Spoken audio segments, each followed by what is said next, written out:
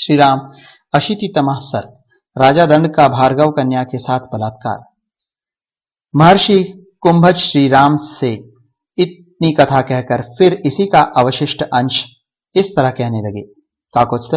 तदनंतर राजा दंड ने मन और इंद्रियों को काबू में रखकर बहुत वर्षों तक वहां अकंटक राज किया।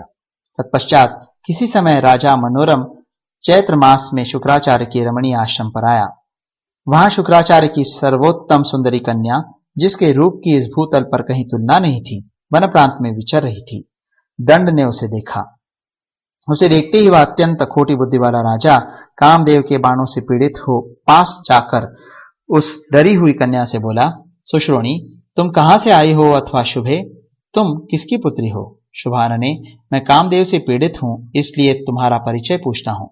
मोह से उन्मत्त होकर वह कामी राजा जब इस प्रकार पूछने लगा, तब भृगु कन्या ने विनयपूर्वक उसे इस प्रकार उत्तर दिया, राजेंद्र, तुम्हें ज्ञात होना चाहिए कि मैं पुण्यकर्मा शुक्र देवता की ज्येष्ठ पुत्री हूं।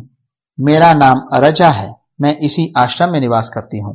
राजन, बलपूर्वक मेरा स्पर्श न करो। मैं पिता के अधीन रहने वाली कुमारी कन्या हूं। राजेंद्र, मेरे पिता तुम्हारे गुरु हैं और तुम उन महात्मा के शिष्य हो। नरश्रेष्ठ, वे महातपस्वी हैं।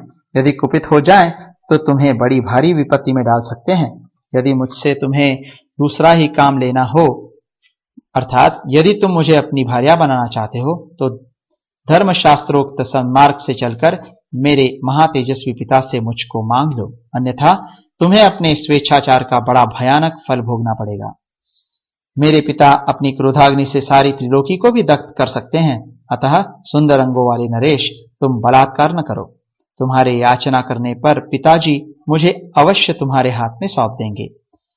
जब अरजा ऐसी बातें कह रही थी, उस समय काम के अधीन हुए दंड ने मदोन्मत्त होकर दोनों हाथ सिर पर जोड़ लिए और इस प्रकार उत्तर दिया, सुंदरी, कृपा करो, समय न बिताओ, वरन ने तुम्हारे लिए मेरे प्राण निकले जा रहे हैं। तुम्हें प्राप्त कर लेने पर मेरा वध हो जाए अथवा मुझे अत्यंत दारुण दुख प्राप्त हो, तो भी कोई चिंता नहीं है। भीरु, मैं तुम्हारा भक्त हूं। अत्यंत व्याकुल हुए मुझ अपने सेवक को स्वीकार करो। ऐसा कहकर उस बलवान नरेश ने उस भार्गव कन्या को बलपूर्वक दोनों भुजाओं में भर लिया। वह उसकी पकड़ से छूटने के लिए छटपटाने लगी, तो भी उसने अपनी इच्छा के अनुसार उसके साथ समागम किया। वह अत्यंत दारुण एवं महाभयंकर अनर्थ करके दंड तुरंत ही अपने उत्तम नगर मधुमंत को चला गया। रजा भी भयभीत हो रोती हुई आश्रम के पास ही अपने देवतुल्य पिता के आने की राह देखने लगी। इस प्रकार श्री वाल्मीकि निर्मित आर्ष रामायण आदि काव्य के उत्तर कांड में 80वां सर्ग पूरा हुआ।